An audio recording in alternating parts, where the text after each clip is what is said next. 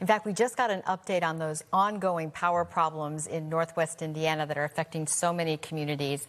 The numbers, as you can see, have come down just a little bit, but more than 70,000 customers still without power at this hour. And get this, it's already been more than a week for most of them. And right as folks thought that the end was in sight, NIPSCO just gave a gut punch today and said some of those customers will have to wait until at least next Tuesday to get their lights back on. NBC5's Paris Schutz live in Gary tonight, where patience, I can imagine, is running pretty low. Yeah, you can imagine that, Stephen. NIPSCO, you can also imagine, had to answer some pretty difficult questions today in some community meetings they had. We have some community organizers that just held a prayer vigil at the City Hall here in Gary, Indiana. They want to know when their power is going to come back. Some of them are going to have to wait until next Tuesday, as you mentioned. They also want to know why it's been so hard to get information.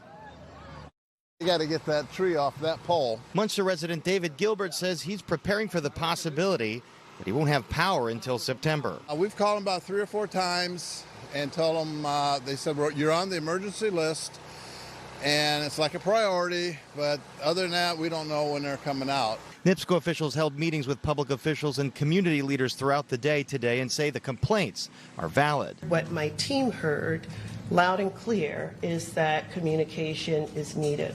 And we fully agree with that. Melody Birmingham is an executive with NIPSCO parent company NiSource. She says residents in cities like Gary, Munster, and Highland will likely have to wait until next Tuesday, 2 weeks after the storm hit, for power to be restored. In Illinois, ComEd had nearly all residents back up and running within days. There are vast differences that are system related, the impact that came through, the trees, the infrastructure, the access. That's the difference.